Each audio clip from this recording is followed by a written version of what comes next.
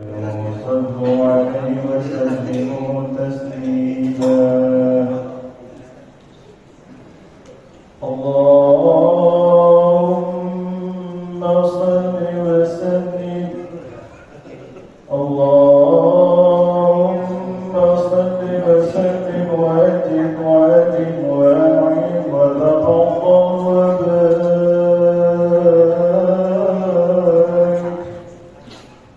بجلالك وكمالك على سيد عبادك وأصحاب عبادك أسعد العرب والعجم وإمام الطيبة والحرم والترجمان بلسان القيام ومنبع العلم والحكمة والحكم أبي الطاهر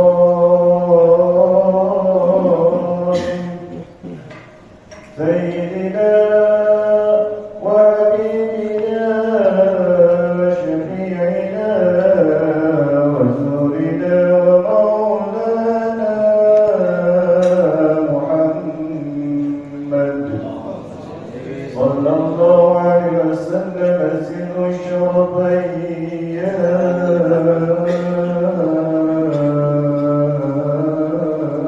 رب زد شرفين يا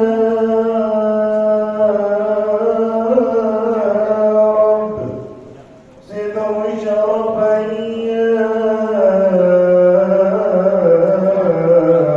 رب يا رب كرمه وتعظيمه ورفعته ومهابته وبره ورضي الله تبارك وتعالى عن ذوي الفضل وعلي وقدر الجليل ساداتنا وأئمتنا وموالينا أبي بكر وعمر وعثمان وعلي وأن بقية الصحابة وقرابة رسول الله صلى الله عليه وعليهم أجمعين والحمد لله رب العالمين. يا رب بالمصطفى بلغ مقاصدنا واغفر لنا ما مضى يا واسع الكرم.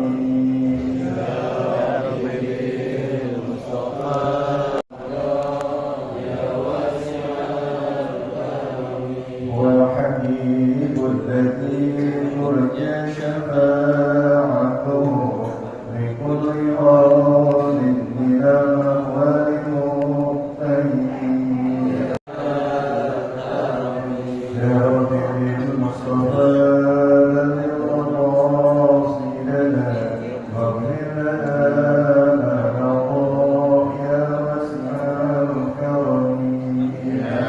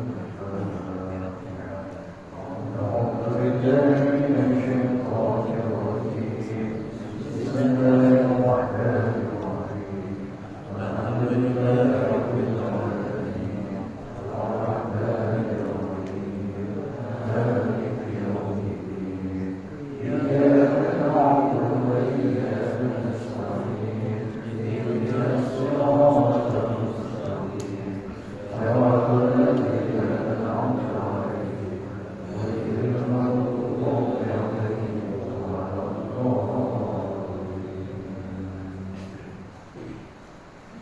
الحمد لله رب العالمين وبه نستعين وعلى أمور الدين والصلاة والسلام على أشرف الأنبياء والمرسلين سيدنا مولانا محمد وعلى آله وصحبه أجمعين. أما بعد قال الشيخ الغالي رحمه الله تعالى والأنعام وبالأطيار وبالدارين آمين آمين يا رب العالمين. رب يسر ولا تعسر ربي نبي خير قول سبحانك لا حول لنا إلا ما علمتنا إنك أنت العليم الحكيم.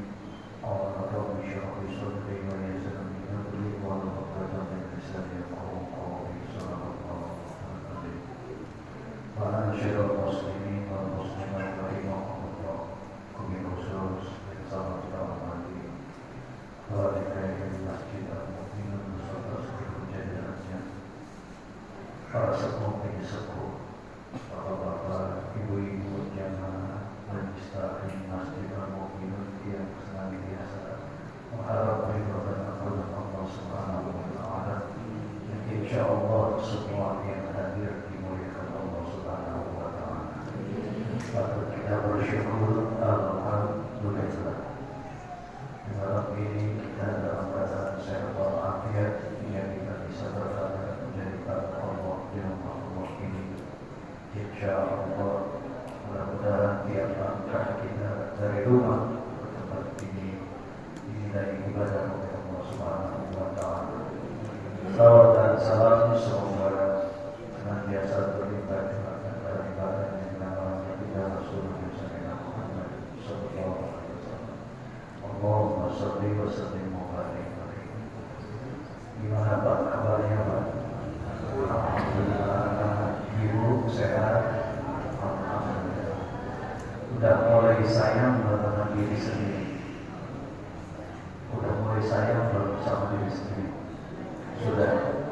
Sudah dibaca Fatihah belum? Hah? Belum. Sudah ya. Kalau kita sayang diri, bacain Fatihah. Istri boleh juga bacain Fatihah untuk suami, suami juga boleh bacain Fatihah untuk istri. Dan doanya harus dicakap. Ya Allah, sebagai istri baik suami, bimbinglah suami saya tercinta dimanapun dia berada. Semoga matanya Engkau pelihara dan Engkau jaga dari gangguan cewek-cewek cantik. Insya Allah kemana-mana itu amanah, dan suami kita selalu ingat kepada kita karena ada Fatihah tadi, sehingga dikit-dikit ingat ke rumah, dikit-dikit ingat ke rumah. Sampai bilang, "Mah, Bapak malas banget kerja, kenapa? Kebayang-bayang mama terus." Ibu mana mau suaminya malas kerja apa rajin kerja? Ya rajin kerja ya. Nah, begitu juga seorang suami harus berani dan rajin kirim Fatihah untuk si istri. Ya Allah, tidak ada di dunia ini orang yang paling saya sayangi kecuali istri saya. Ya Allah, dialah yang bisa ngurusin saya. Kemarin badan saya gemuk, sekarang kurus, bisa ngurusin saya. Alhamdulillah. Semoga istri saya ditambah kesabarannya ya Allah. Semoga istri saya kau sehatkan ya Allah. Semoga istri saya semakin setia ya Allah. baca Fatihah.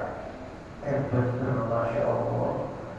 Kita baru pulang dari kerja, nggak disuruh kemarin-kemarin boro-boro kita sama kita, langsung disuguhin kopi, punya suami namanya disuguhin kopi, langsung akhirnya kopinya juga.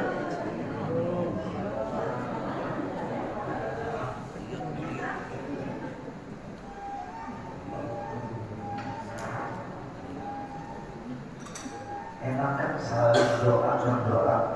Jadi mulai kita sayang diri kita, sayang pasangan kita, sayang sama anak kita. Sehingga dalam rumah tangga insya Allah kita ini bermanfaat. Amin ya Rabbal Alamin. Hadirin, pada saat menjelang tawakuban kita sudah berbicara tentang masalah sholat sunnah. Wal qismu tsani minan naqli bis-salawi al-mutaqaddam huwa ma tusaddu bihi al-jamaah sholatul kusufain. Bagian yang kedua, karena dulu waktu bicara soal pertama kemarin itu kita berbicara tentang masalah sholat sunat yang gak ada sebab. Jadi sembahyang sunnah itu terbagi dua. Nah sekarang ini ada sembahyang sunnah yang ada sebabnya. Sebab karena ada gerhana kita dianjurkan untuk sholat. Banyak juga sembahyang yang disebabkan karena ada sebab. Seperti misalnya sembahyang minta hujan istisqa.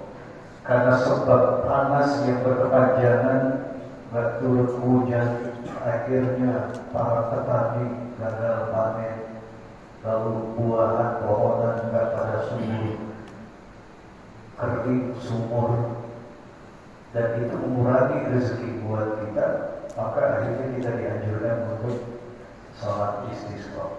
Itu juga karena didahului oleh sebab.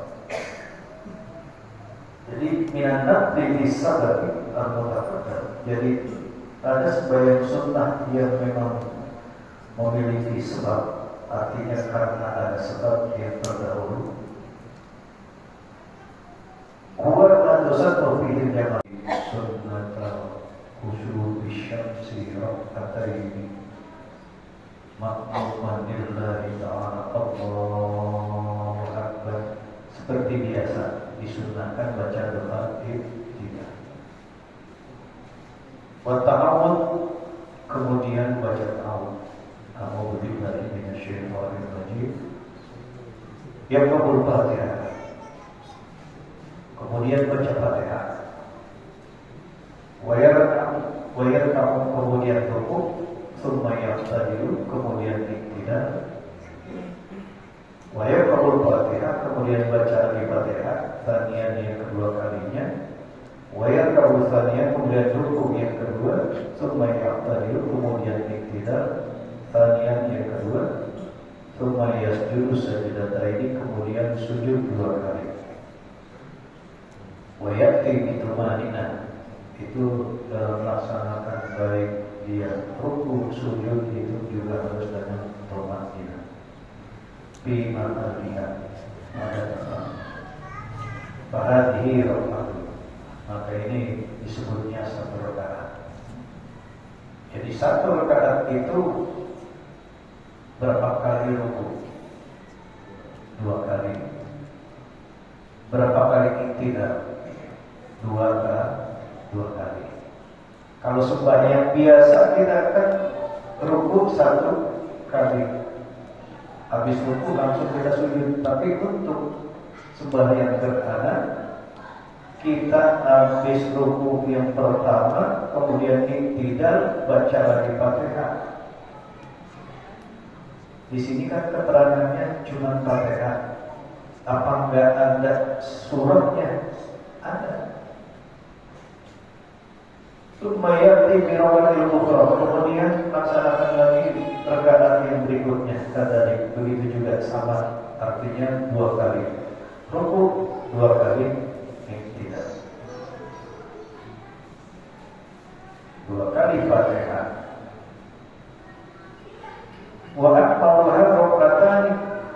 sempurnanya sembahyang gerhana itu 2 rakaat, yaqumu bihima, setelah dia takbiratul ihram pada saat melaksanakan 2 sholat tadi itu, baik gerhana matahari atau gerhana bulan, biniyatin madzukiru fi kulli rakaatin. Maka niatnya itu seperti apa yang sudah disebutkan tadi di atas, fi kulli rakaatin qiyamani, bahwa tiap rakaat itu ada 2 kali berdiri, seperti dia tadi tidak disebutnya. Yutilu qira'at fihima, kemudian bacaannya pada keduanya itu harus panjang. Fayaqra'u bil qiyamil awal ba'da Fatihah, maka bacalah pada saat berdiri yang pertama sesudah baca Fatihah, wa sawabiquha minal ibtidah, dan berikutnya juga rakaat selanjutnya setelah baca Fatihah, wa ta'awwadu al-Baqarah, begitu dia baca ta'awud kemudian bacalah surat Al-Baqarah. Ini rakaat pertama. Kira-kira tak ada bagi kita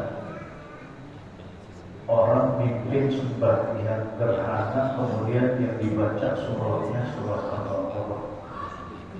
Surah Al-Baqarah kalau nggak salah jumlah ayatnya ada berapa? 263. Masya Allah. Diri kuat nggak kita? Kemarin aja di musola Al-Hasanah itu ada yang sampai kakinya bengkak karena kebanyakan sembahyang tarawih. Namanya Pak RT. Akhirnya sampai dioperasi. Paling hebat ini tahun ini ya itu dia. Sembahyang kaki sampai bengkak. Begitu ngadep dokter, ini Pak harus dioperasi. Karena tahu sebabnya bukan karena sembahyang, karena dia ada penyakitnya. Orang bertahu pada kamu semua, Masya Allah, ini kayak Nabi Muhammad. Nabi kan begitu dilihat betisnya pada bengkak, akhirnya istrinya ini sampai protes Siti Aisyah. Ya Rasul, kau kan seorang Rasul dan engkau sudah maksud diampuni dosa-dosa, tapi kenapa sampai begini lama berdiri sholat? Nabi jawabnya, apakah aku nak dan syakur? Apakah enggak pantas kalau ini aku menjadi hamba yang bersyukur? Nabi yang sudah maksud sholatnya Pak dan buru-buru, begitu lama dia. Tapi dengan catatan kalau kita sembahyang sendiri, kalau berjamaah, misalnya sembahyang maghrib, si imam baca Waqiah, kira-kira makmum gelisah tidak? Ya gelisah ya. Kemudian di rakaat kedua dia baca Al-Mulk Tabarak, pusing dan si makmum. Ya ngomong sama temannya, besok-besok mau kagak mampir ngaji di Al-Idah. Emang kenapa? Masya Allah, gue berdiri, ada lepas, malah gue bermopi, gitu bisa. Jadi sekarang kita ini perlu tengok ke belakang. Apalagi begitu kita tengok, usianya ternyata banyak yang tua. Ya sekelas kita mah kalau maghrib kuliah apa guru itu udah cakep banget kan? Jadi jangan sampai sholat maghrib bacanya sabihis,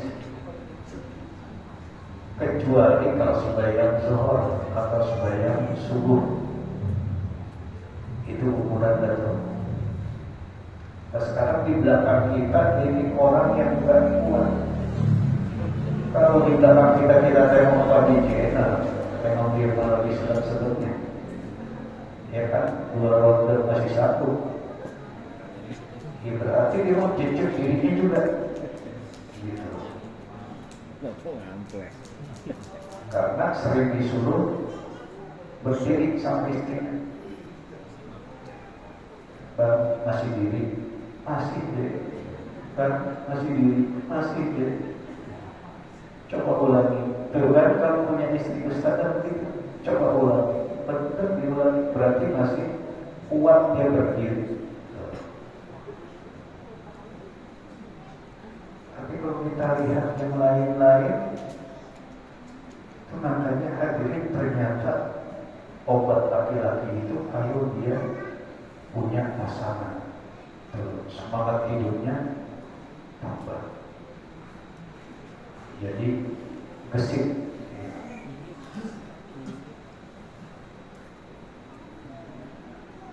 Kita ke situ-situ itu. Jadi maksudnya seorang imam harus bijaksana melihat kondisi makmum. Kalau di belakang itu masih muda-muda, emang berdirinya masih kuat, silakan baca surah yang panjang. Tapi juga melihat situasinya. Kalau maghrib memang waktunya sempit, jadi kita tidak dianjurkan untuk baca surah yang panjang-panjang. Saya pernah ketika ikut jamaah di Masjid Madinah, itu saya baru kali itu nemuin si imam pertama dia baca surah Al-Falaq, di rakaat kedua dia baca surat An-Nas. Sekelas Masjidil Haram itu bawa surahnya enggak panjang-panjang, karena dia paham bahwa waktu pada saat pelaksanaan sembahyang yang maghrib itu waktunya memang ya singkat. Sekedar orang itu berwudu, kemudian sholat sunat 2 rakaat, atau tadi ditambah azan ya, azan, kemudian iqamah, ditambah lagi tadi berwudu, sembahyang 2 rakaat, itulah waktu subuh, waktu maghrib. Tapi adakah orang yang sembahyang maghrib tua? Artis sembahyang maghrib tua itu gelap banget baru sembahyang. Ada.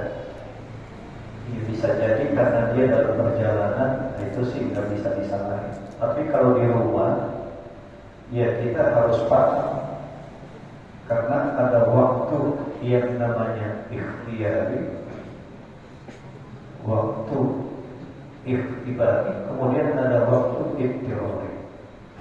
Kita harus melihat waktu ke sana, sehingga kita bijaksana membagi waktu.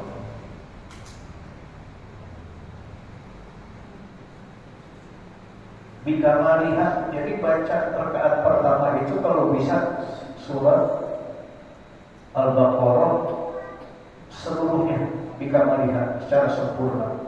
Masya Allah. In ahsana, kalau sekiranya mau yang terbaik. Wa illa faqadara. Tapi kalau nggak sanggup, ya sekadar aja dan entah dia baca surat Al-Baqarah yang paling ujung seperti billahi ma fis samawati wa fil ardh, itu juga udah cakep banget. Wa yaqulu fil qiyamit tsani, kemudian dia baca pada saat berdiri yang kedua, miqdaru mi'atai ayat minha, yakni semisal dia baca sampai 100 ayat untuk di qiyam yang kedua atau berdiri yang kedua. Kan dalam 1 rakaat 2 kali berdiri pertama, ini masih di rakaat pertama ya. Hendaknya dia baca kalau mampu, yakni surat Al-Baqarah full 1 surah. Kemudian berdiri yang kedua, kalau bisa dia baca 100 ayat setelah baca Fatihah. kira-kira sanggup tuh, wih ini mah berat.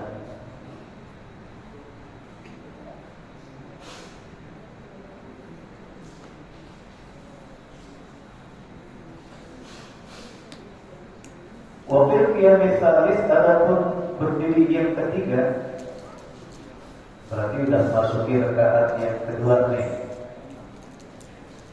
Miqdaru mi'ata wa khamsina minha. Ini sekedar baca atau sekitar 150 ayat. Panjang juga. Wafil qiyamil Rabi adalah pada saat berdiri yang keempat, Miqdaru mi'ata minha takriban jami. Adapun pada rakaat ataupun pada berdiri yang keempat itu sekedar dia baca 100, ya kira-kira 100 ayat.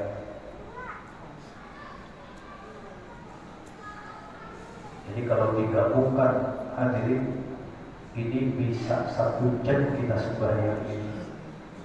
Karena Al-Baqarah kita ini baca biasa saja Al-Quran.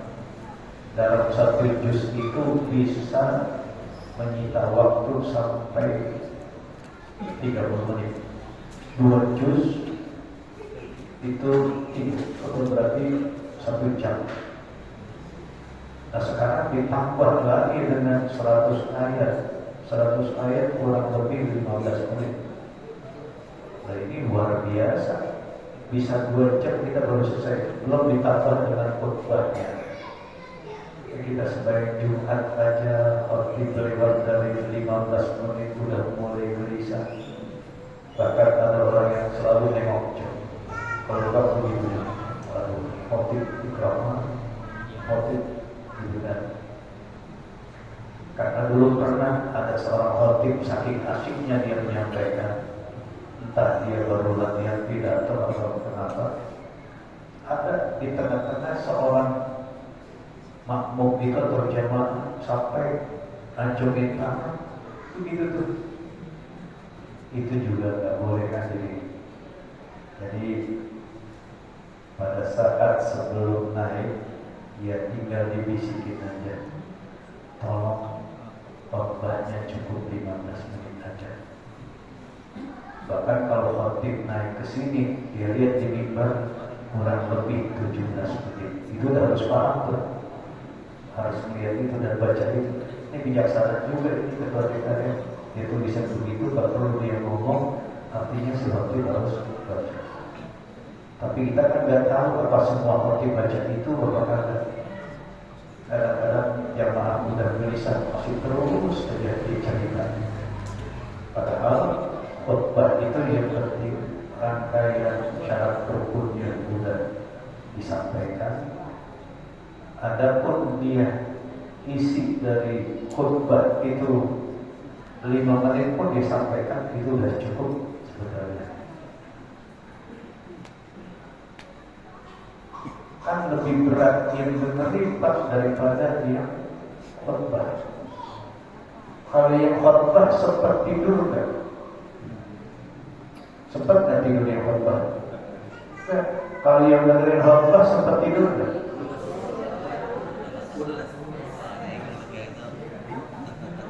Ini tuh kaki.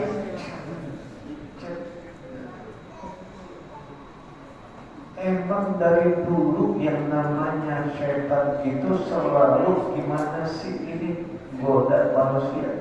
Kalau kagak ada setan, ini kita orang benar semua, Pak. Benar, nggak ada yang gelisah. Jadi makanya pada saat sembahyang Jumat pun orang udah mesat-mesat, gelisah. Itu kaki udah dipegain sama bedain sini. Sama Pak, orang ngaji juga begitu tuh. Karena emang pada saat udah mulai dia Mustafa, itu setan datang tuh. Karena dia gak suka kalau ada umat Islam itu ingat Allah.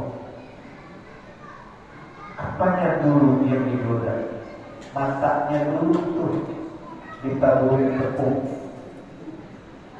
Apalagi najis sistem kayak ikan dicekali. Ikan dicekali rata-rata kan pada mikir. Udah begitu yang namanya mikir kan nyari yang buat saya. Ada tiang di sini, ada tembok. Bukan di sini, bukan. Kita pernah lahir di luar.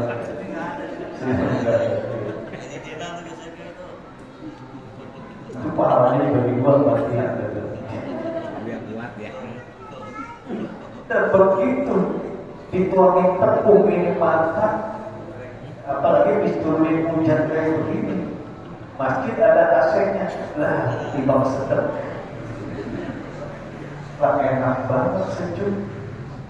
Nah, lumayan penting hati juga bisa nonton baru di mana-mana itu. Kata setan hajar deh, udah tidur. Dasar minimal belajar udah diulang-ulang, udah tidur aja. Bisa pulang. Makanya sebelum ngaji megang kopi satu-satu tuh. Jadi sekiranya ada ngantuk-ngantuk dikit, hilang.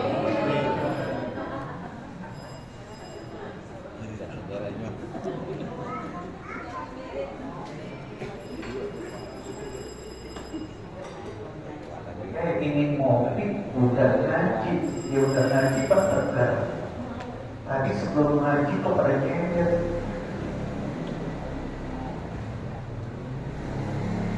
Nah kemudian yang kedua itu dipaku dipakai dengkul kita sama syaitan, sehingga udah duduk benar-benar sila, entah dia tipu, artinya kakinya di belakangin satu.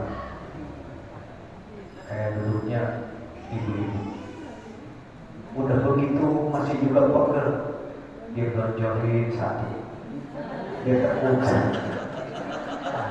Jadi kalau dari dulu udah seperti itu di badan kita.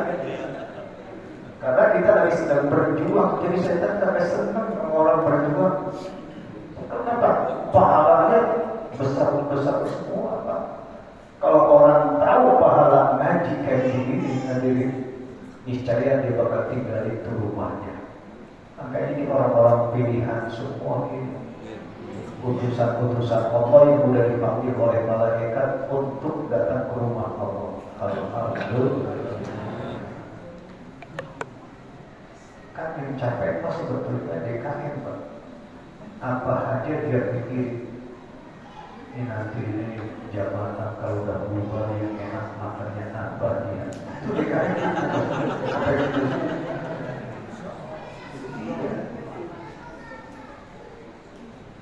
Jadi bersyukurlah kita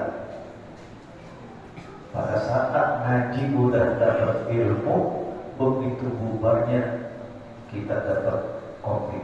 Alhamdulillah. Tapi rumah mah kopi sendiri ini kagak enak Pak. Di sini mah masya Allah ampas-ampasnya aja bisa bersih.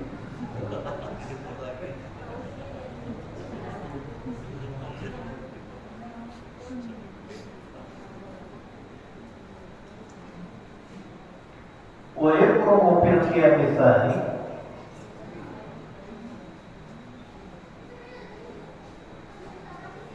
atau juga kalau mau dibaca setelahnya dia baca Fatihah pada berdiri yang kedua baca Ali Imran, surat Ali Imran ataupun ya seukuran dengan banyaknya atau panjangnya surat Ali Imran. An-Nisa misalnya, Al-Maidah umpamanya. Wabitali ada pun dalam berdiri yang ketiga itu An-Nisa, yakni surat An-Nisa. Ataupun ya seukuran surat itu. Wabitali Al-Maidah. Adapun pada berdiri yang keempat surat Al-Maidah. Wa bi kulli rak'atin ruku'ani, dalam setiap kali ruku itu 2 kali ruku. Dalam setiap rakaat 2 kali ruku. Yutilu tasbih bihima. memanjangkan bacaan tasbih pada keduanya, kedua kali ruku tersebut. Yusabbihu fil ruku al-awwal. Maka pada saat ruku yang pertama penurunan minat ayat. Kalau bisa sekedar baca 100 ayat, tapi kita nggak mungkin ya. Minal Baqarah dan surat Al-Baqarah. Dianjurkannya namanya seperti itu.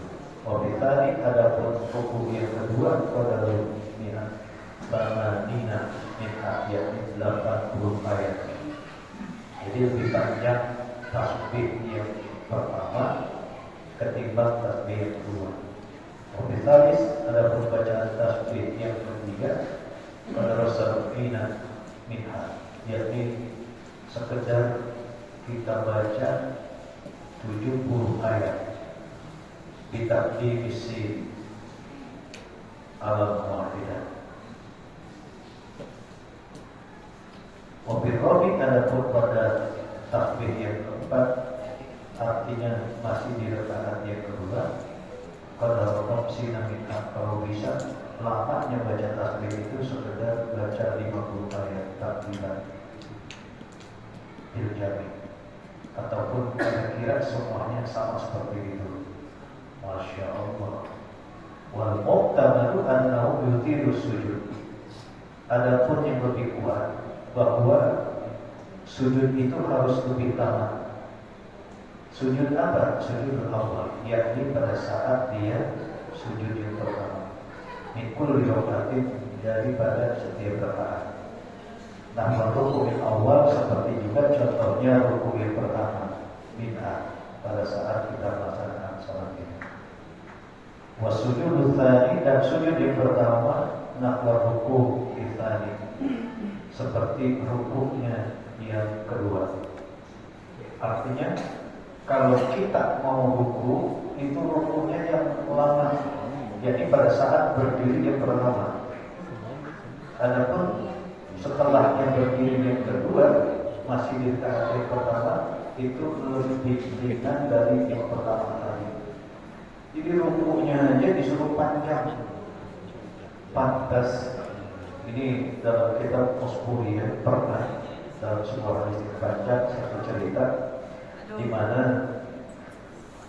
Sayyidina Ali pada saat dia mau berangkat sembahyang subuh, dia lagi sedang jalan, di pertengahan jalan dia ketemu kakek-kakek lagi jalan, dia mundurui, gak enak. Ini adabnya luar biasa Sayyidina Ali, karena dia mudahkan, dia hormati yang tua, biarin yang tua jalan duluan. Itu diperhatikan oleh Allah Subhanahu wa Ta'ala, sehingga pada saat Nabi sedang melaksanakan sholat subuh, itu Nabi oleh malaikat Jibril ditahan pada saat rukunya. Mungkin rukunya seperti ini panjang.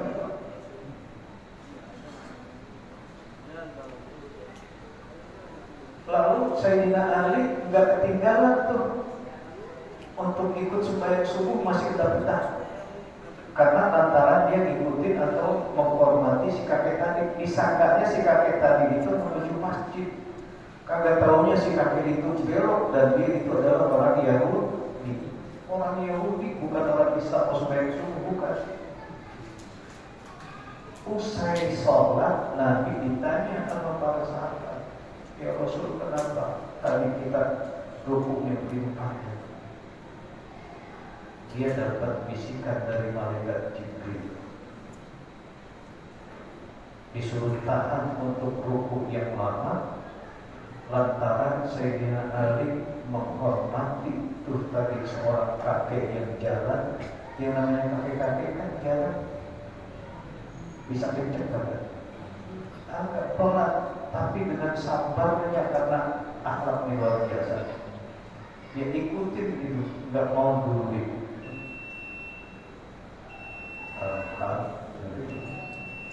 Itu sampai seperti itu, sehingga pada saat itu matahari pun di stop. Ya, semua juga kekuasaan Allah Subhanahu wa Ta'ala. Tapi kalau bapak-bapak jangan di sini, jangan coba-coba.